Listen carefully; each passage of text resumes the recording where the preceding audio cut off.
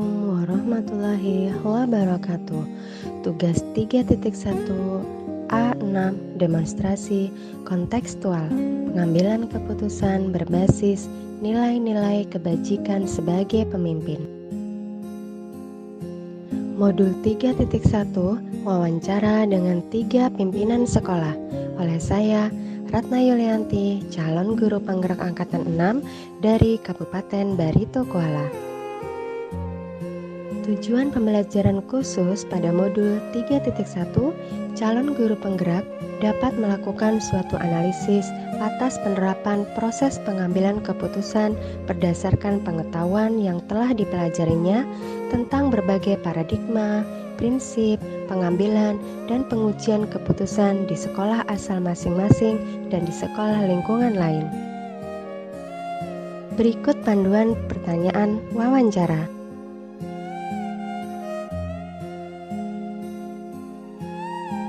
Wawancara yang saya lakukan sebelumnya telah koordinasi dengan pimpinan sekolah 2 hari sebelum pelaksanaan wawancara. Bagaimana pelaksanaan proses wawancara terkait tugas modul 3.1?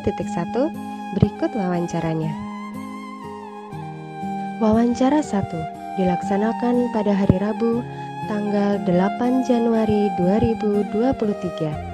Yang menjadi narasumber pada wawancara ke-1 dalam pengambilan keputusan adalah Kepala Sekolah SDN Tinggiran 22 Bapak Faisal Ansar SPD.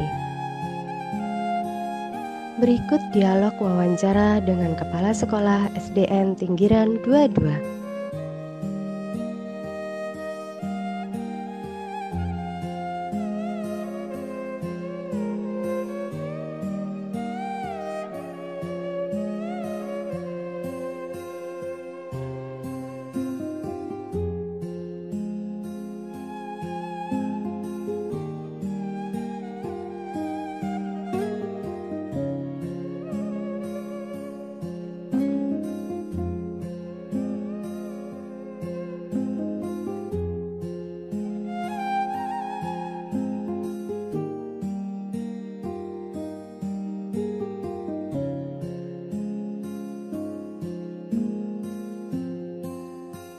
Berikut video wawancara saya dengan Bapak Faisal Ansar SPD selaku Kepala Sekolah SDN Tinggiran 22 Tamban.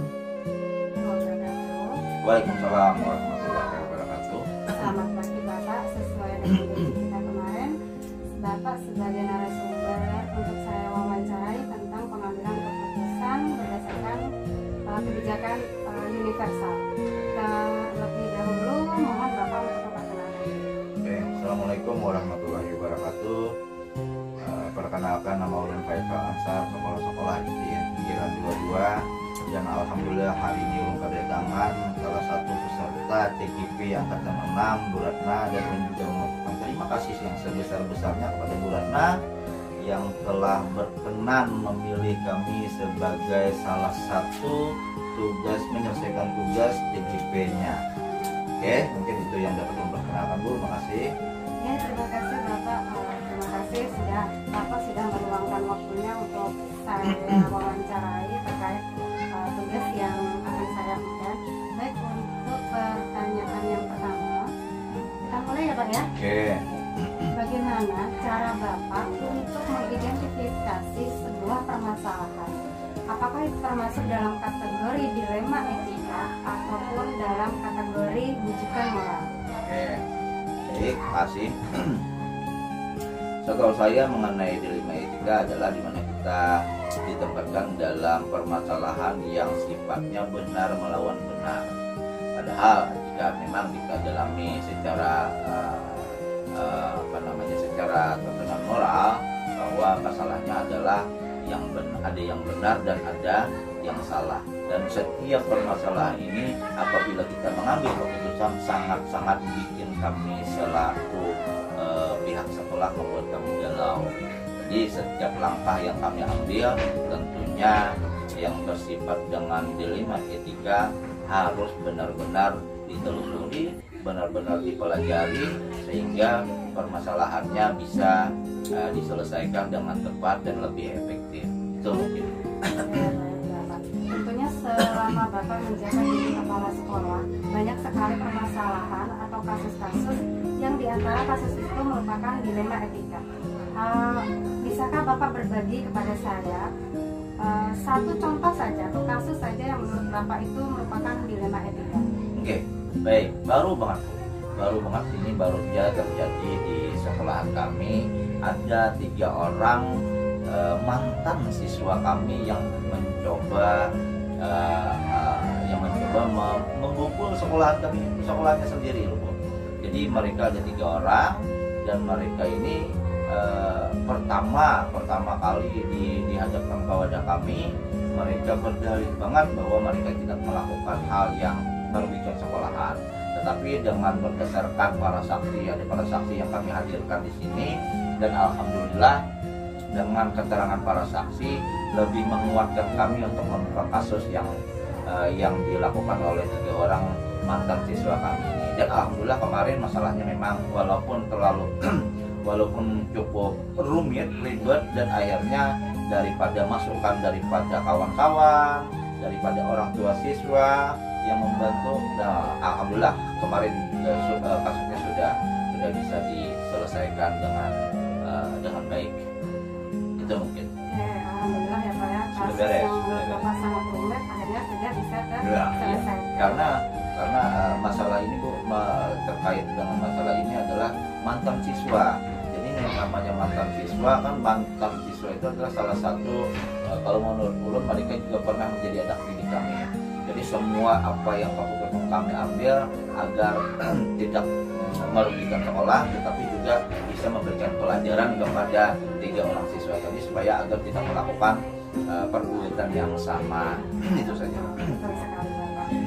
Terima kasih Bapak sudah mau membagikan satu kasus kepada saya. Kemudian untuk pertanyaan berikutnya, bagaimana caranya Bapak untuk memutuskan permasalahan ketika permasalahan itu sama-sama benar atau sama-sama mengandung nilai kebajikan? Yang bagaimana cara Bapak mengambil keputusan dalam permasalahan tersebut? Yang pertama adalah kita harus mencari apa yang namanya permasalahannya. Kita adalah menelusuri permasalahannya. Apabila memang masalah ini terkait dengan seseorang dan atau banyak pihak, maka kita yang pertama adalah mencari solusinya agar masalah ini dapat terselesaikan dengan lebih baik. Itu aja Bu. Jadi caranya adalah mengidentifikasi dulu, menelusuri, baru mencari solusinya. Kemudian langkah-langkah seperti apa atau prosedur seperti apa yang Bapak gunakan dalam menyelesaikan masalah selama ini? Oke. Kalau terkait dengan permasalahan yang ada di sekolahan Bu ya, biasanya langkah yang pertama ulun ambil adalah mencari permasalahannya dulu. Andai kata memang ini masalahnya terkait dengan siswa, maka siswa yang melakukan kesalahan saya panggil, saya hadapkan dengan saya mintai keterangan, dan apabila memang kesalahannya cukup besar dan tidak bisa diselesaikan secara sendiri, maka biasanya ulun bawa itu permasalahannya ke dalam rapat khusus untuk guru-guru di sekolah saya minta bermacam-macam masukan dari kawan-kawan sehingga masukan itu bisa menjadi solusi, dan apabila memang itu bisa diterapkan solusinya langsung kami terapkan. Dan biasanya sih apabila memang sudah jalan seperti itu masalahnya bisa selesai biasanya. Oke, jadi memang perlu apabila ada masalah itu harus dibicarakan dengan pihak guru-guru agar lebih ada keterbukaan kan, dan lebih juga ada sifatnya koordinasi dengan guru-guru agar semua bisa terselesaikan dengan baik. Jadi langkah-langkah pertama yang mau Bapak cari adalah mencari permasalahan tersebut.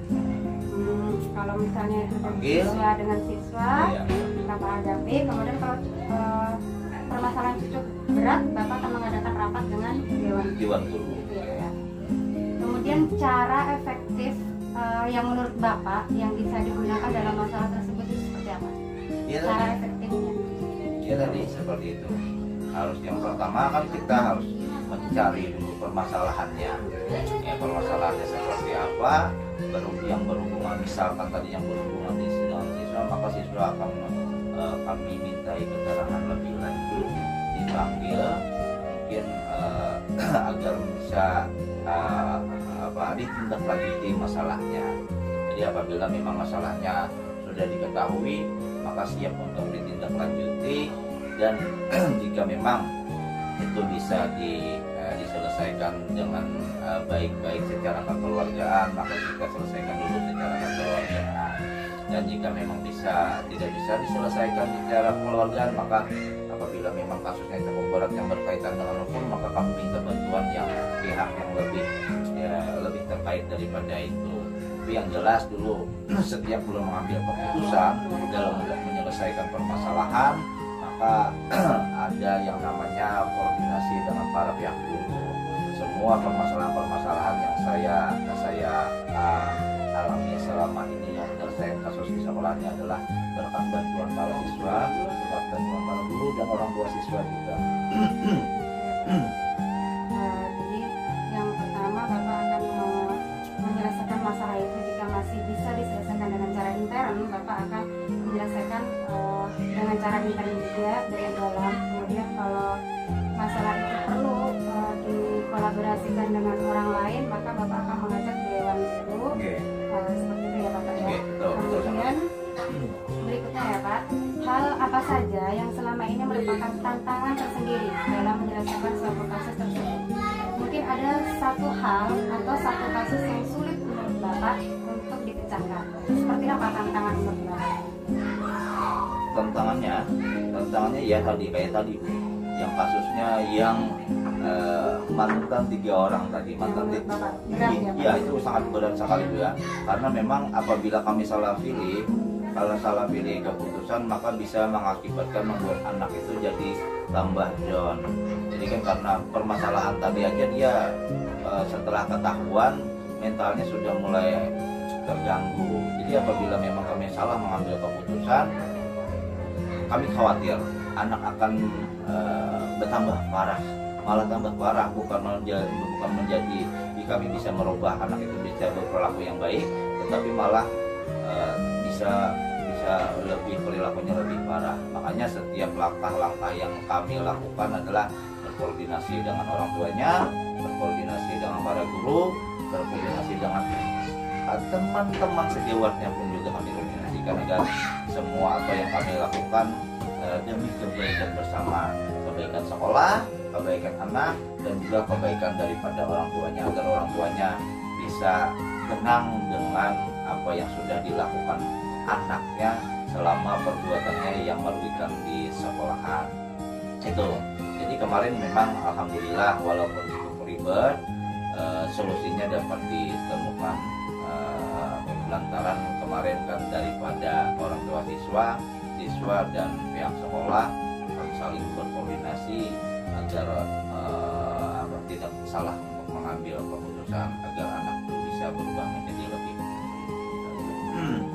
Kalau saya tangkap dari pernyataan yang Bapak utarakan tadi, jadi Bapak harus benar-benar mencari solusi yang sangat tepat supaya tidak ada pihak yang dirugikan, seperti itu ya Pak. Supaya cepat selesai permasalahan. Dalam menyelesaikan masalah, apakah Bapak mempunyai jadwal tertentu untuk menyelesaikan masalah, ataukah langsung diselesaikan pada saat itu juga, atau prosedur seperti apa yang akan Bapak jalankan? Kalau langkah atau jadwal biasanya kami nggak ada.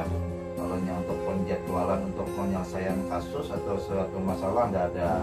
Apalagi sifatnya kalau masalah itu kan datangnya tidak bisa ditebak ya Bu ya. Musibah juga datangnya tidak bisa ditebak.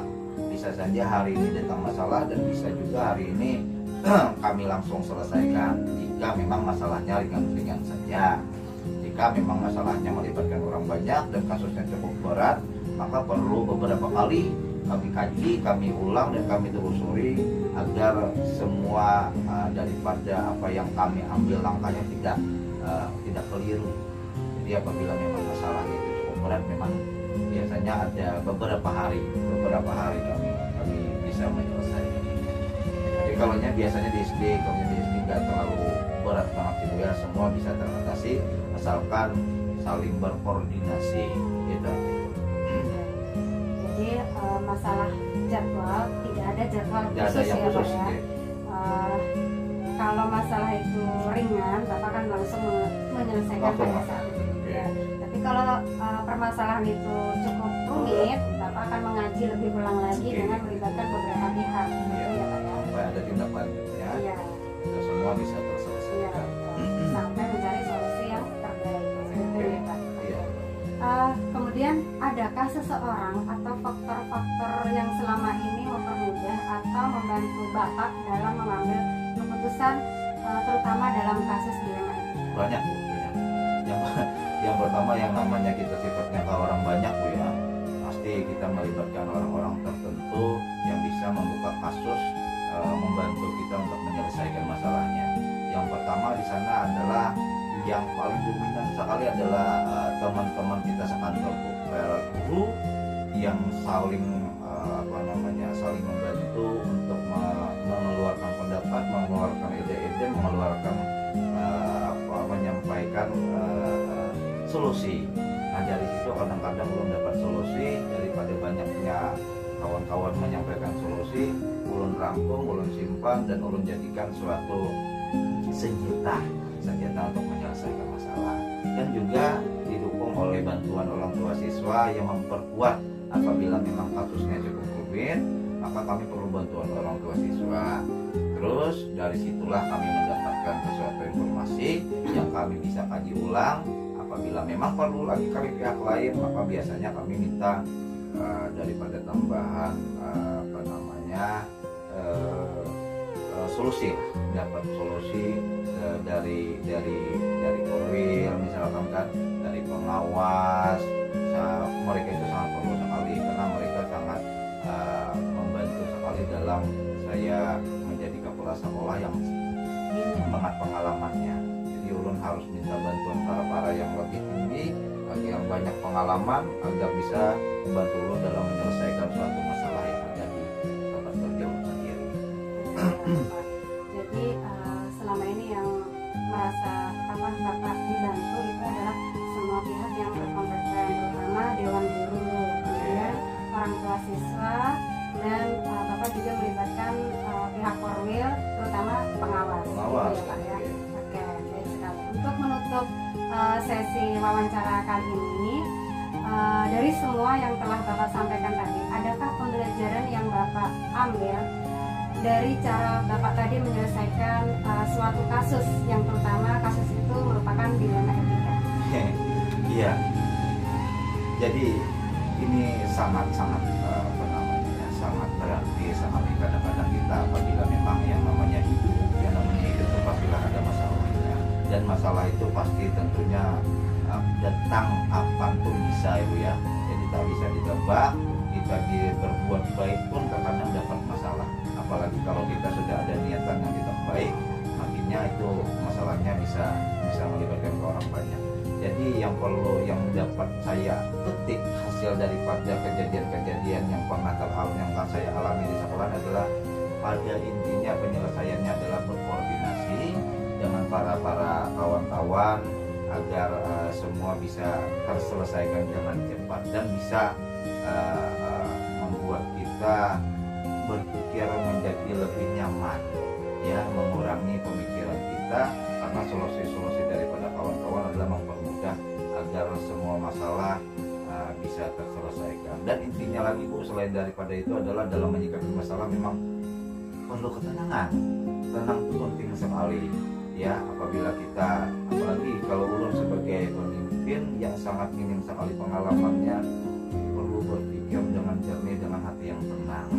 Karena apabila salah mengambil sikap, salah mengambil keputusan, maka bisa mengakibatkan masalah, bukan masalah menjadi ringan, bukan masalah selesai, malah tambah ribet.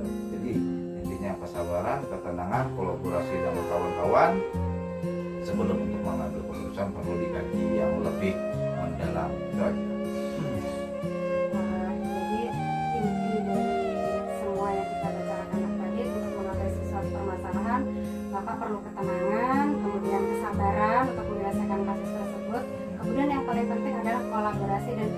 kepada warga seluruh sekolah. Seperti itu ya Bapak. Baik, terima kasih Bapak, luar biasa sekali untuk wawancara hari ini. Terima kasih Bapak sudah menjadi narasumber saya untuk saya jadikan bahan dalam tugas saya. Terima kasih Bapak sudah meluangkan waktunya buat saya. Kemudian saya memohon maaf jika ada pertanyaan saya atau kata-kata saya yang kurang berkenan di hati Bapak. Sama-sama Ibu. Terima kasih Bapak. Assalamualaikum warahmatullahi wabarakatuh. Wawancara yang kedua dilaksanakan pada hari Kamis 8 Januari 2023. Wawancara kedua yang menjadi narasumber adalah Bapak Kepala Sekolah SDN Tinggiran 21 tempat saya bekerja, bersama Bapak Haji Arbani SPD MM. Sebelum melakukan wawancara, Kepala Sekolah menceritakan satu kasus yang menurut beliau dirasakan dilema. Kasus di mana ada seorang pegawai yang sering tidak masuk tanpa izin kepada Kepala Sekolah. Beberapa kali sudah ditegur oleh Kepala Sekolah, namun masih saja tidak masuk. Kepala Sekolah ingin melaporkan kepada Korwil, namun masih ragu. Berikut adalah percakapan yang saya lakukan dengan Kepala Sekolah SDN Pinggiran 21.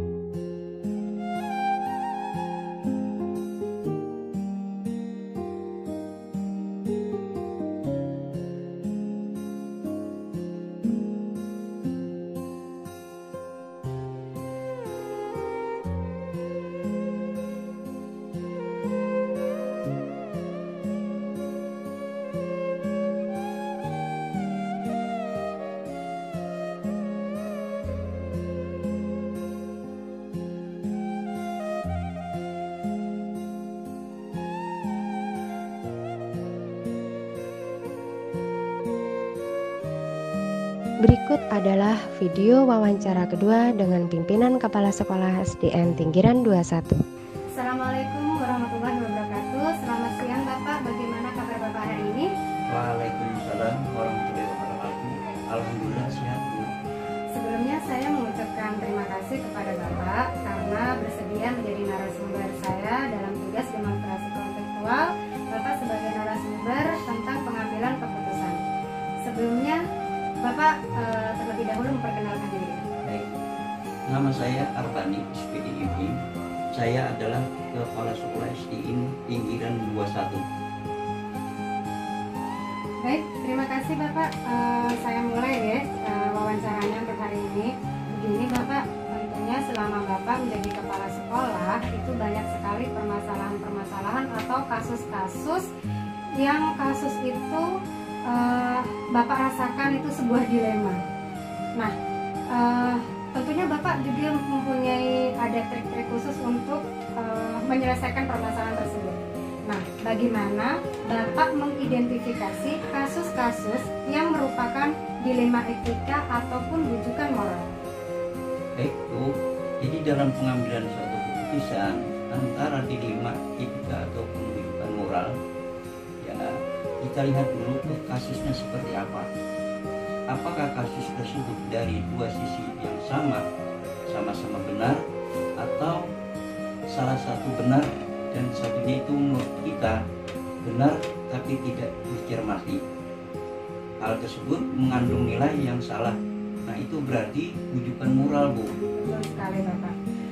Selanjutnya, selama ini bagaimana Bapak menjalankan pengambilan keputusan di sekolah Bapak? Ternyata untuk kasus-kasus di mana ada dua kepentingan yang sama-sama benar atau sama-sama mengandung nilai kebajikan. Itu untuk mengambil suatu keputusan yang sama-sama benar dan harus diambil satu keputusannya, saya melihat itu Bu, dari kemanfaatannya lebih manfaat mana dan pengaruhnya terhadap sekolah. Jadi itu yang akan saya pilih Bu. Oke, baik. Jadi Bapak lihat dari kebermanfaatannya ya dan pengaruhnya itu terhadap kesekolah seperti apa. Baik. Kemudian langkah-langkah atau prosedur seperti apa yang bisa Bapak lakukan selama ini untuk menangani atau menyelesaikan masalah-masalah tersebut? Yang pertama dari segi kemanfaatannya. Dan yang kedua dari rasa tanggung jawabnya. Lihat dulu, jika saya pilih keputusan itu, saya siap bertanggung jawab, pertanggungjawabkan atau tidak. Kemudian kita juga lihat dari efek yang akan ditimbulkan dari masalah tersebut. Jadi dari kebermanfaatannya, kemudian setelah mengambil keputusan itu dari rasa tanggung jawabnya seperti apa setelah pengambilan keputusan ya Pak. Baiklah. Lalu hal-hal apa saja yang selama ini Bapak anggap efektif dalam pengambilan keputusan pada kasus-kasus dilema yang Bapak hadapi? Baik, yang paling efektif yaitu dari tadi dilihat dari kemanfaatannya dan tanggung jawabnya seperti apa dan efek seperti apa.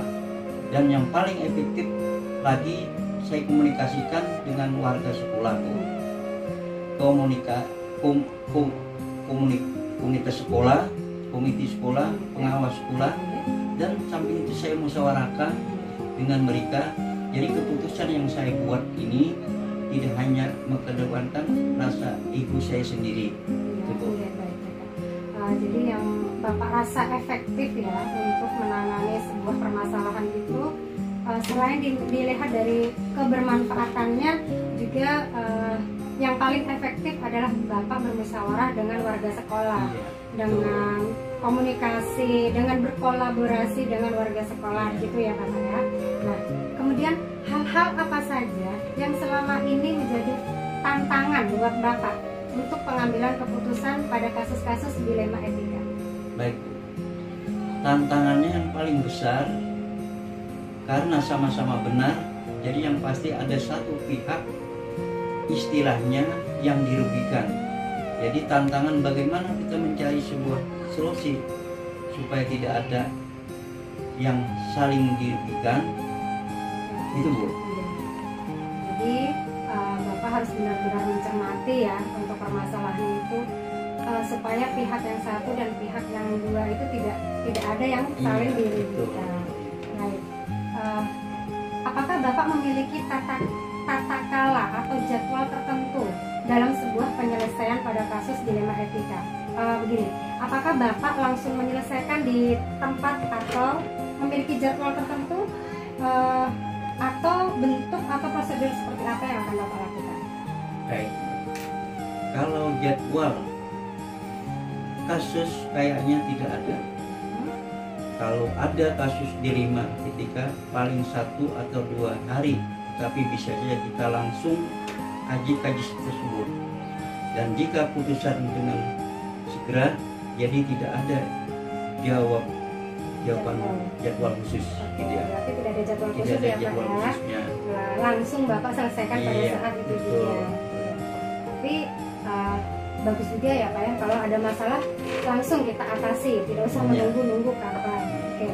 Kemudian kalau prosedurnya seperti apa untuk Bapak menyelesaikan masalah tersebut? Nah, supaya kasusnya cepat terselesaikan, yang karena ada hal yang harus diselesaikan, maka kita bisa selesaikan dengan jalan musyawarah. Ya, jalan musyawarah gitu ya jalannya. Baik.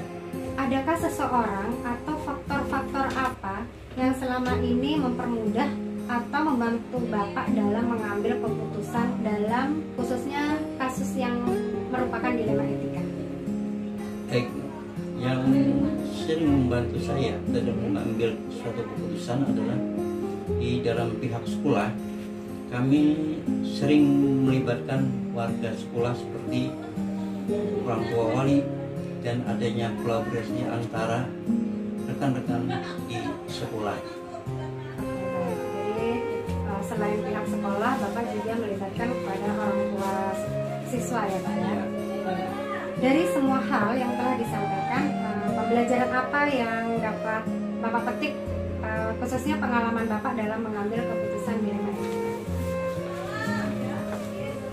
Jadi sebuah keputusan itu ya Bu, yang kadang membuat kita dilema. Tetapi namanya pilihan kita harus kita memilih risiko yang paling sedikit. Nah, pelajaran yang dapat kami petik dari banyaknya kasus dilema di sekolah ini, seperti dilema etika pelajaran yang saya ambil adalah bisa lebih bijak dalam mengambil keputusan. Semua hal yang telah Bapak sampaikan tadi, pembelajaran apa yang dapat Bapak petik dari pengalaman Bapak selama menjadi kepala sekolah dalam pengambilan keputusan, terutama pada kasus dilema etika? Baik Bu, jadi sebuah keputusan itu yang kadang membuat kita dilema. Tetapi yang namanya pilihan kita harus memilih yang resikonya paling sedikit.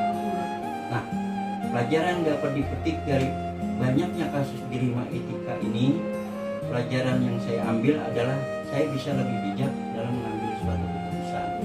Terima kasih Bapak, luar biasa sekali untuk wawancara hari ini. Terima kasih Bapak sudah menjadi narasumber buat saya dalam tugas demonstrasi kontekstual. Semoga kedepannya sekolah kita menjadi sekolah yang lebih maju. Mohon maaf jika ada perkataan atau pernyataan dari saya yang kurang berkenan di hati Bapak. Wassalamualaikum warahmatullahi wabarakatuh. Waalaikumsalam warahmatullahi wabarakatuh. Wawancara ketiga. Wawancara ketiga ini dilaksanakan pada hari Sabtu 11 Januari 2023 yang menjadi narasumber pada wawancara ketiga dalam pengambilan keputusan adalah Kepala Sekolah SDN Tamban Muara Baru, Bapak Turmudi SPD.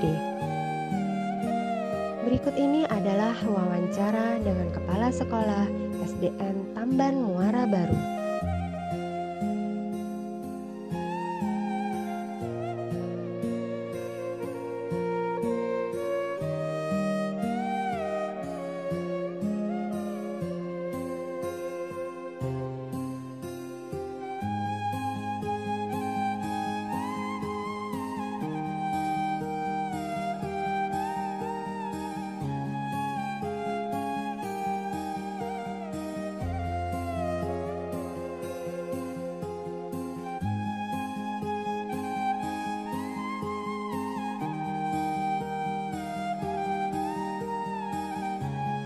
Berikut adalah video hasil wawancara ketiga dengan Bapak Turmudi SPD. Assalamualaikum warahmatullahi wabarakatuh. Waalaikumsalam warahmatullahi wabarakatuh. Iya, selamat pagi Bapak, bagaimana kabar Bapak hari ini? Selamat pagi juga Bu, alhamdulillah semangat luar biasa. Alhamdulillah.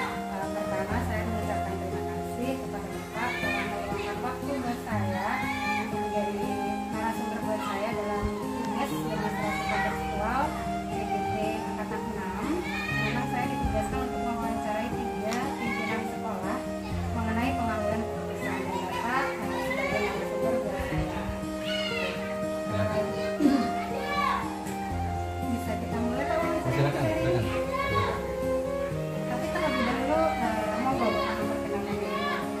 Baik, assalamualaikum warahmatullahi wabarakatuh. Pemirsa, perkenalkan saya Turmudi, Kepala SD Negeri Tamban Muara Baru.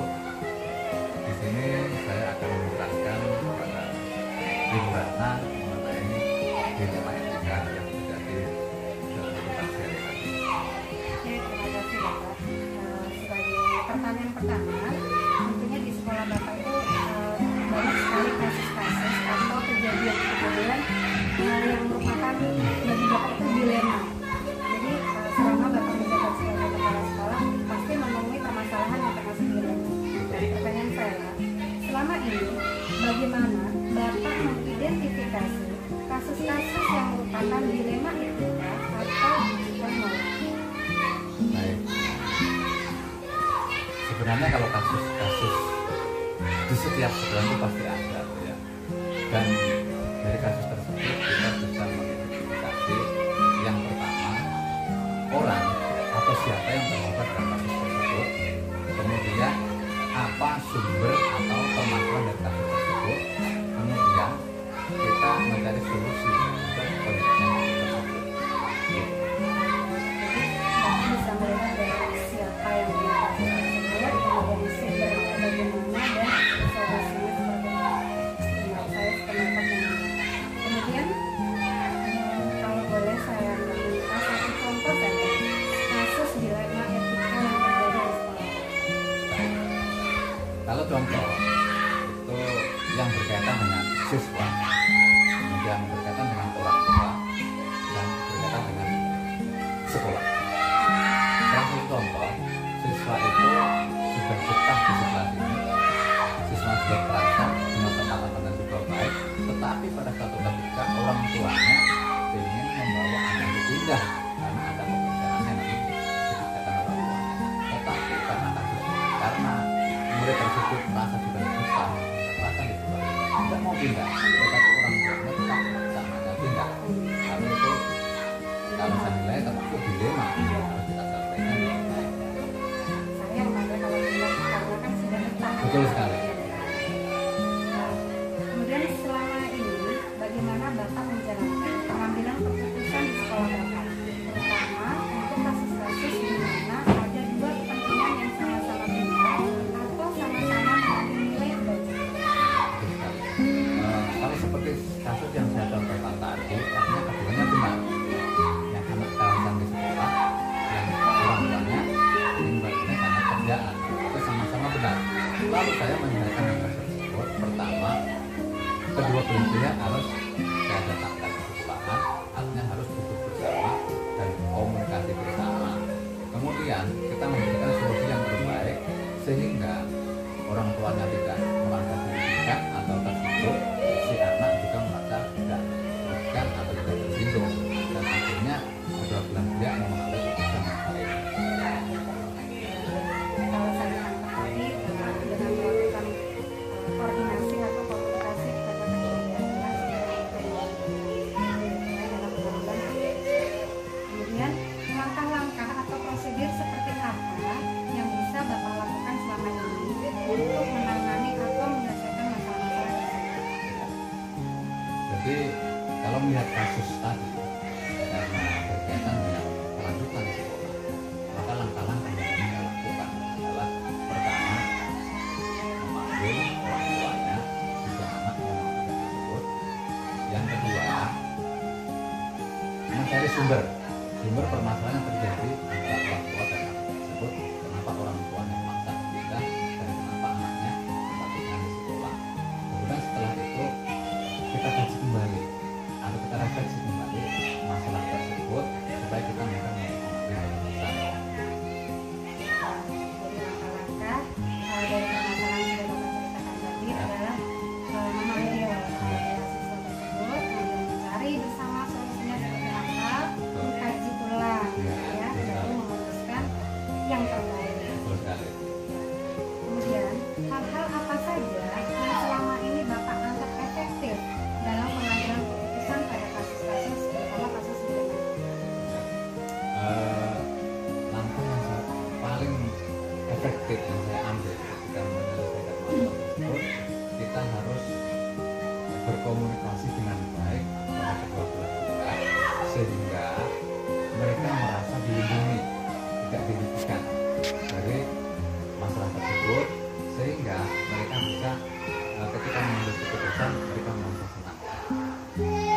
Intinya saling berkomunikasi supaya dapat menyelesaikan permasalahan terbaik, Ya. sehingga tidak ada yang Merasa salah satu dirugikan. pihak dirugikan.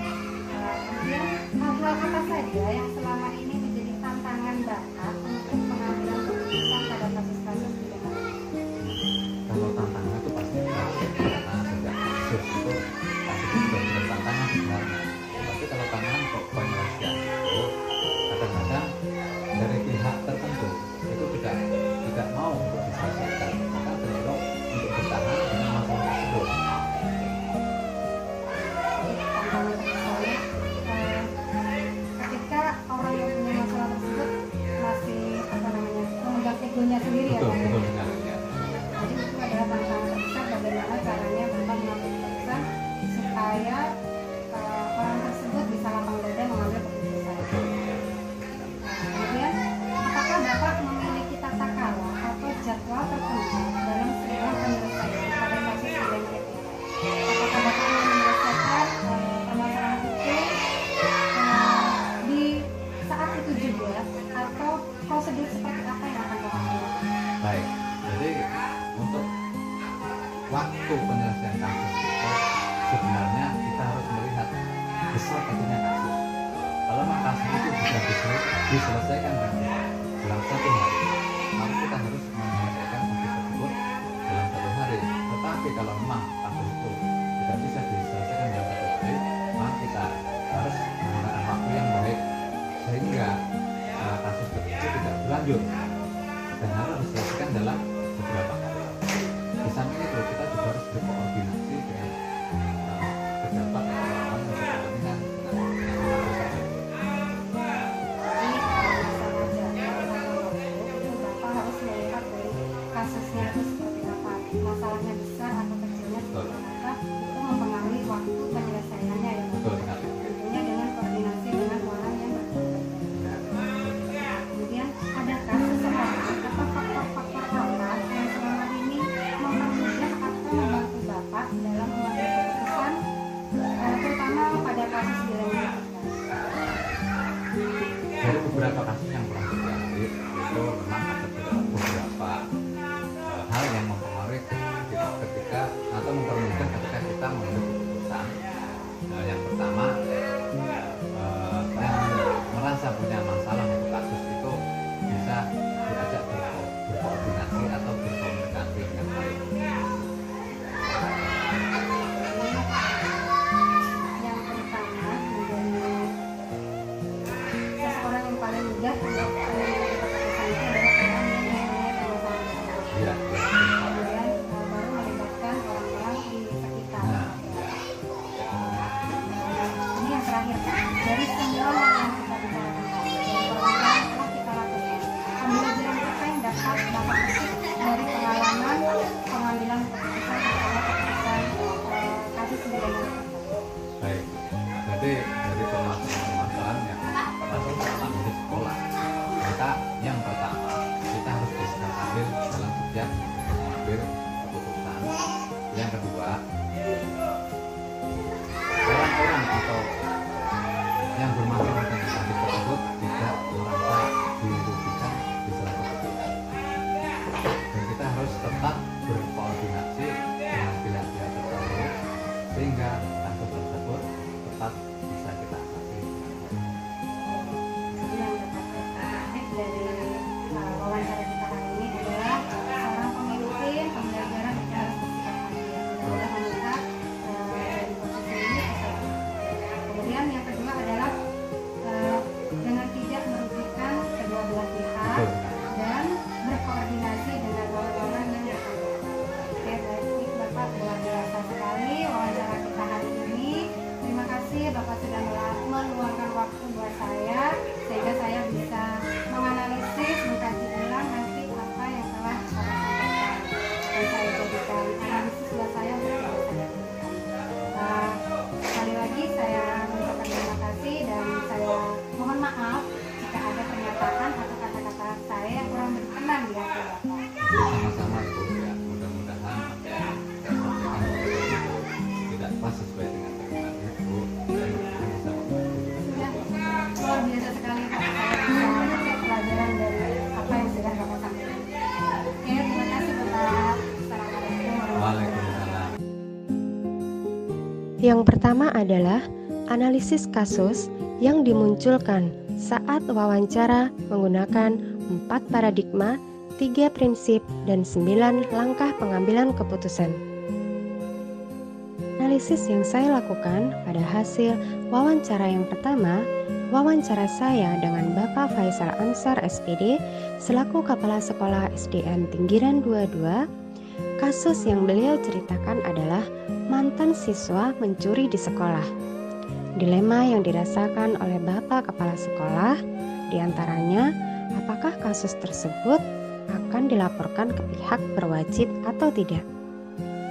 Paradigma yang digunakan, keadilan versus kasihan. Prinsip menggunakan care-based thinking. Nilai-nilai yang saling bertentangan, kebenaran, dan kasihan. Siapa saja yang terlibat? Kepala sekolah, dewan guru, orang tua, pihak kepolisian, dan mantan siswa. Fakta-fakta yang relevan. Yang pertama, mantan siswa mengambil barang di sekolah. Fakta yang kedua, meresahkan warga sekolah. Pengujian benar atau salah. Yang pertama, uji legal. Ada pelanggaran hukum. Uji intuisi, takut terulang kembali kasus ini. Uji publikasi, merasa tidak tenang jika hal ini terjadi lagi dan malu jika tidak ditindak tegas. Investigasi opsi trilema, pemberian surat peringatan dan binaan kepada mantan siswa tersebut.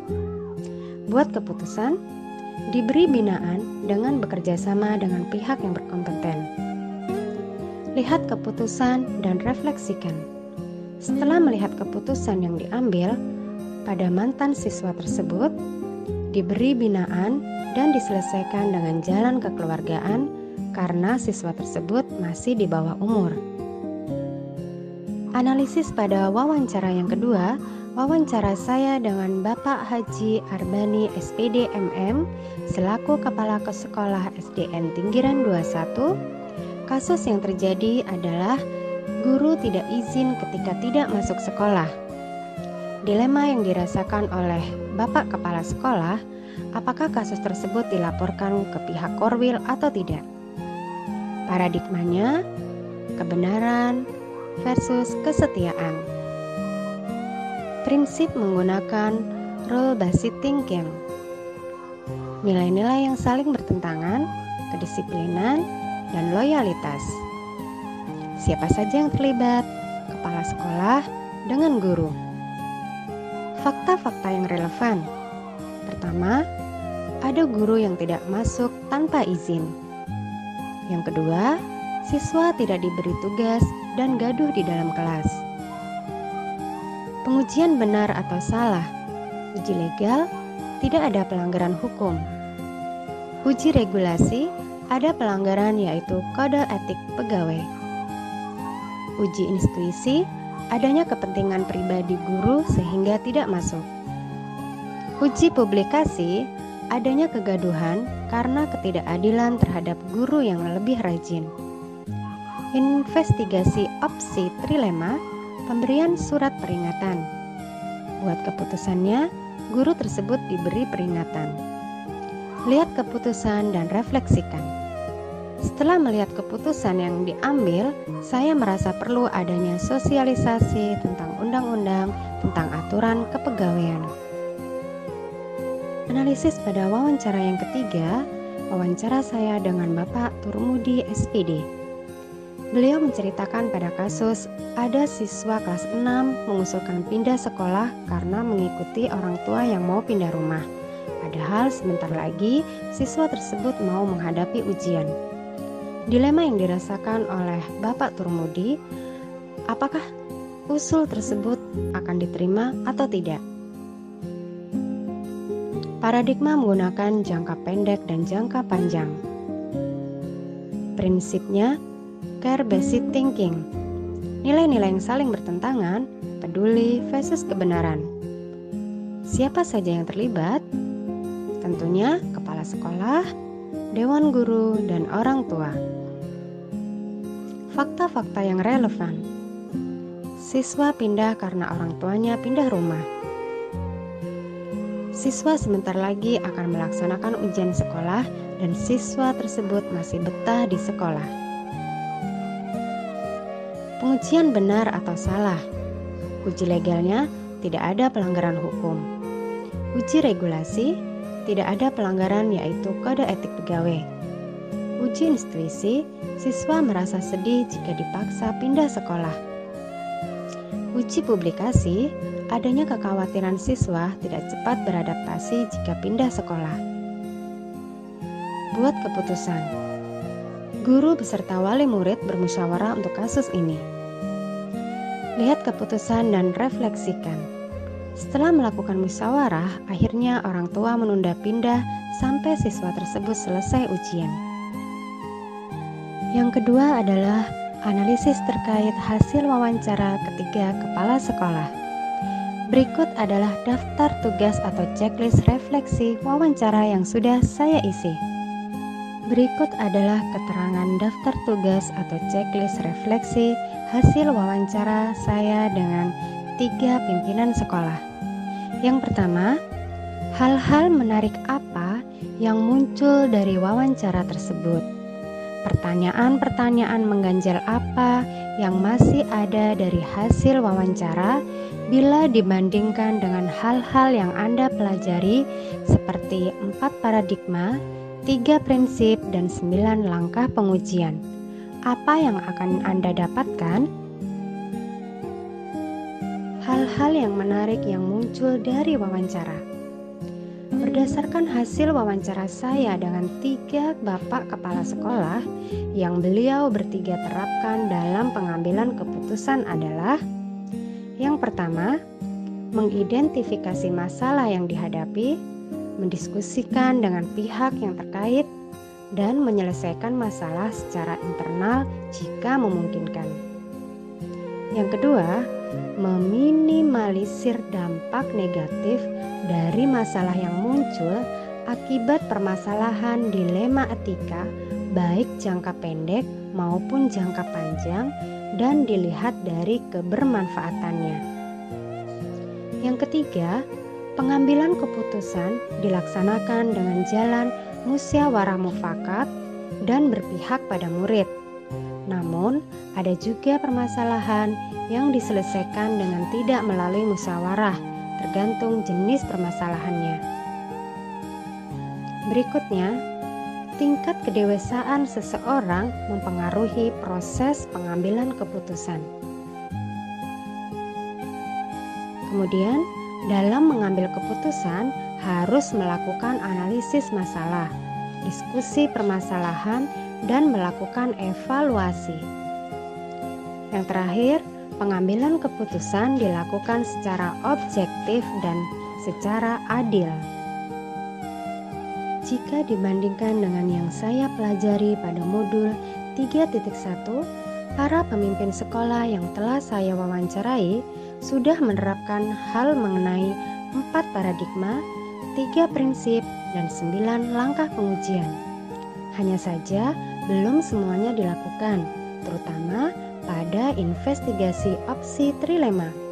Pada pemimpin tersebut sudah menerapkan prinsip pengambilan keputusan di mana keputusan berbasis hasil akhir.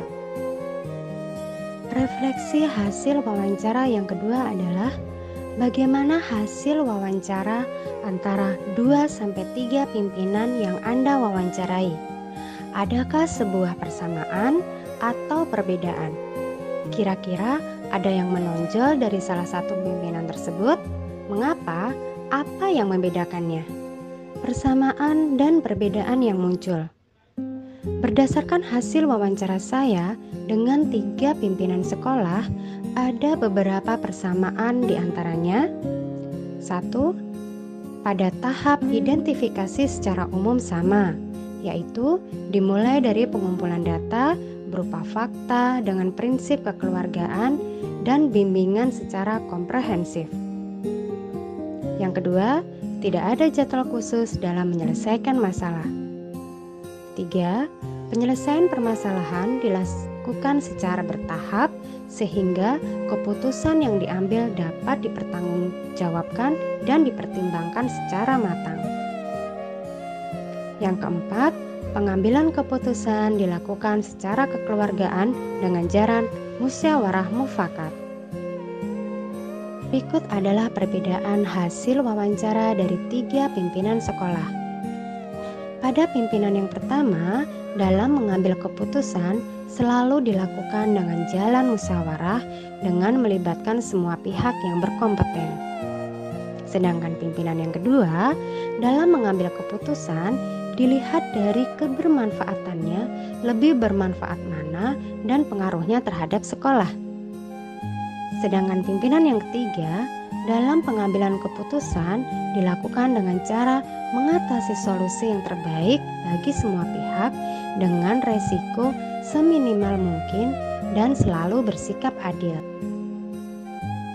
Sementara sesuai dengan analisis saya, yang lebih menonjol dari tahap-tahap pengambilan keputusan adalah pada pemimpin yang pertama, karena lebih sesuai dengan langkah-langkah pengambilan keputusan dan pengujian keputusan sesuai dengan yang saya pelajari pada modul 3.1. Refleksi saya yang ketiga adalah apa rencana ke depan para pemimpin dalam menjalani pengambilan keputusan yang mengandung unsur dilema etika? Bagaimana mereka bisa mengukur efektivitas pengambilan keputusan mereka? Rencana ke depan para pemimpin jika dihadapkan dengan masalah dilema etika adalah melalui analisa permasalahan secara runtut dan lengkap berdasarkan 4 paradigma, 3 prinsip, dan 9 langkah pengujian.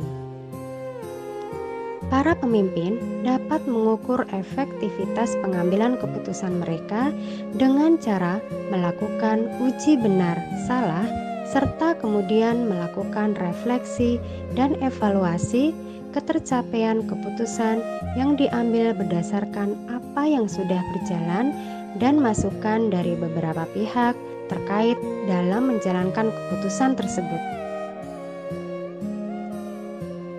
Melakukan uji intuisi dengan berpikir berbasis peraturan. Melakukan uji panutan berdasarkan prinsip rasa peduli atau care-based thinking dengan meletakkan diri di posisi orang lain. Karena para pemimpin yakin setiap permasalahan akan dianalisis secara runtut untuk menentukan solusi terbaik bagi semua pihak. Refleksi yang keempat, bagaimana Anda sendiri akan menerapkan pengambilan keputusan dilema etika pada lingkungan Anda, pada murid-murid Anda, dan pada kolega guru-guru Anda yang lain? Kapan Anda akan menerapkannya? Berdasarkan pengetahuan yang telah saya pelajari saat ini, terutama pada modul 3.1, maka kedepannya saya akan menerapkan pengambilan keputusan dilema etika pada murid-murid dan rekan sejawat dengan keputusan yang berpihak pada murid. Memperhatikan nilai-nilai kebajikan universal sesuai dengan visi dan misi sekolah, serta pengambilan keputusan yang bertanggung jawab dengan menggunakan beberapa paradigma, prinsip, dan 9 langkah pengambilan serta pengujian keputusan. Tentunya dengan berkoordinasi dan berkolaborasi dengan pihak yang terkait. Kemudian kapan saya akan menerapkannya? Saya akan menerapkan mulai dari sekarang. Saya akan menerapkan langkah pengambilan keputusan jika saya dihadapkan oleh masalah dilema etika ataupun bujukan moral. Dan kegiatan ini akan saya mulai terapkan dari peran saya sebagai pemimpin pembelajaran di kelas. Alhamdulillahirabbil alamin.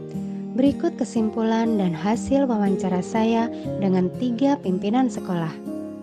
Terima kasih saya ucapkan kepada Bapak Haji Arbani SPD MM, Bapak Faisal Ansar SPD, Bapak Turmudi SPD yang telah membantu dan mendukung saya dalam menyelesaikan tugas demonstrasi kontekstual pada modul 3.1. Kurikulum berubah, tidak otomatis kualitas pendidikan meningkat. Namun, jika kualitas guru meningkat, kualitas pendidikan pasti meningkat. Semoga bermanfaat. Wassalamualaikum warahmatullahi wabarakatuh.